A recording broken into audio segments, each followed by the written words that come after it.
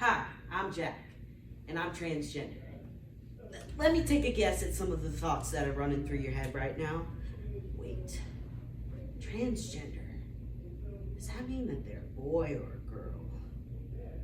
Oh, now I'm looking at their crotch. Oh, honey, what I was feeling was beyond gay. That label never felt right. My mother told me that I could grow up to be anything that I wanted to be. So I decided to be a boy.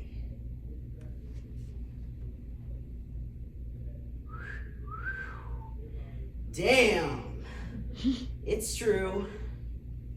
I've been checking myself out. I flex a disproportionate amount to the muscle I've actually gained. I study the scruff crawling down to my chin. And maybe this is vanity. But it's been months since I spent more time in front of a mirror than the moment it took me to realize I built this.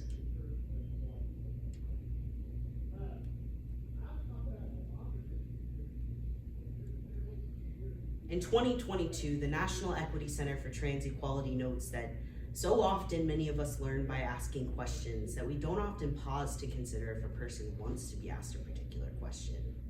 Instead of taking the time to learn things on our own, many people feel as though things should be explained to them in order for them to understand better.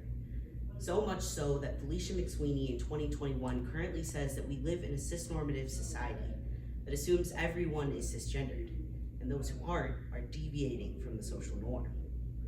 The question is, how do we live in a society that aims only to ask questions based off of preconceived knowledge of gender and sexuality?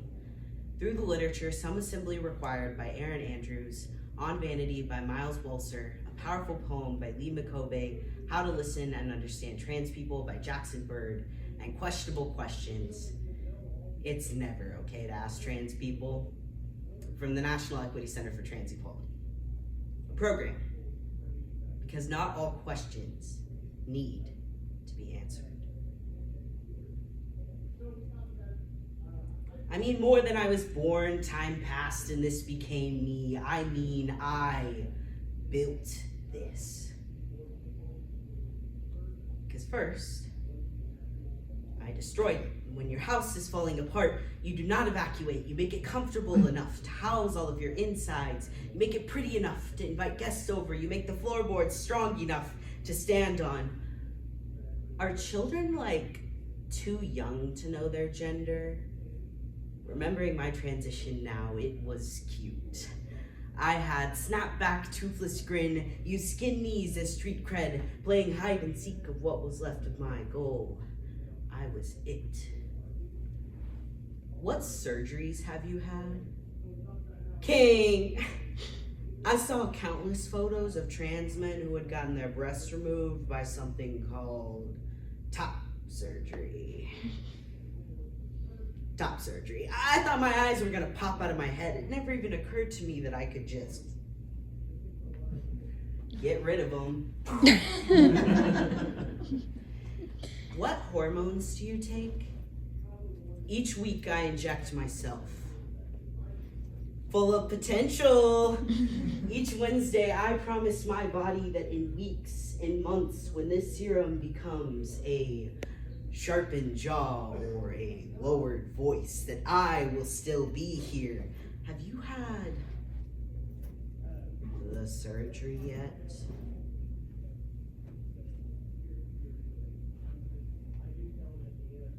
Now listen, if there were one magical surgery that could turn me into a tall, muscular, perfect societal image of a man overnight, I'd sign up in a heartbeat. Unfortunately, it isn't that simple. Do you regret transitioning? The winner to the game the other kids couldn't play. I was a mystery of anatomy, a question asked but not answered, tight-roping between awkward boy and unapologetic girl. But I was more boy than girl. What bathroom do you use? Bitch! I soaked my thighs a lot. In the beginning, I was embarrassed. Not because I was trying to pee like a boy, I was embarrassed that I couldn't do it on my own. So I did the logical thing any person would do and researched on my mother's computer how to pee standing up.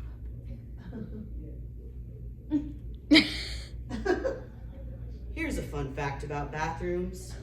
Did you know that more United States congressmen have been convicted of sexually assaulting someone in a public bathroom than trans people have been?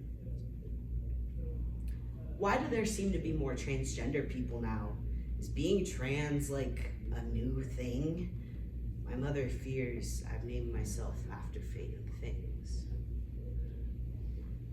As she counts the echoes left behind by Maya Hull, Leela Alcorn, Blake Brockington, she fears I'll die without a whisper.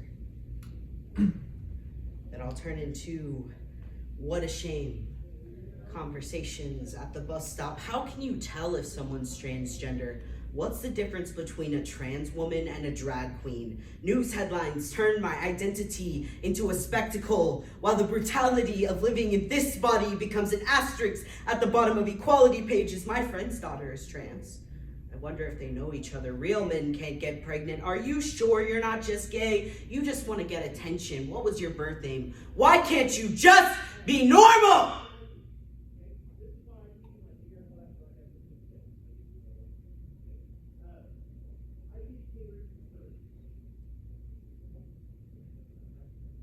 No one ever thinks of us as human.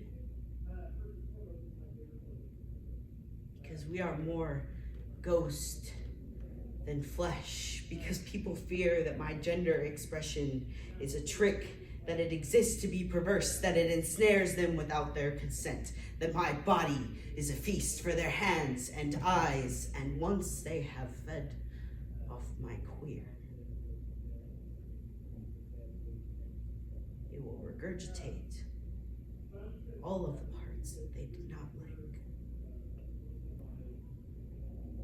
Maybe it is vanity that I choose to stay and stare and admire.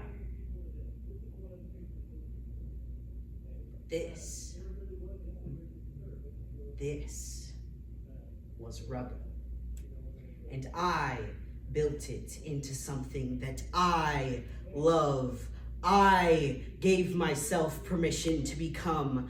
I am a mountain built of a million tiny successes, and I will not move. Well, baby, it's hard to describe what it actually all felt like. I'd imagine it's sort of similar to having some horrible disease for years, and then one day your doctor calls you and says, "We found a cure."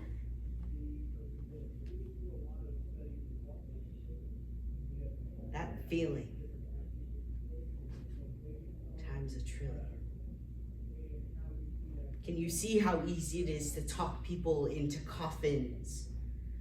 And people still wonder why there are boys rotting away, afraid of becoming another hashtag in the second, afraid of classroom discussion days becoming like Judgment Day.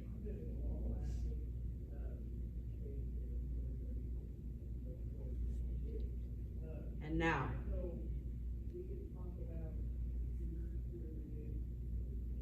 oncoming traffic is embracing more transgender children than parents are. I wonder how long it is before the trans suicide notes start to feel redundant. Talk to trans people. Listen to us. Amplify our voices, take the heat off of us, and educate those around you so that we don't have to every single time. And maybe someday when I say, "Hi, my name's Hayden, and I'm transgender," the only response I'm gonna get is, "Hi, Hayden. It's nice to meet you."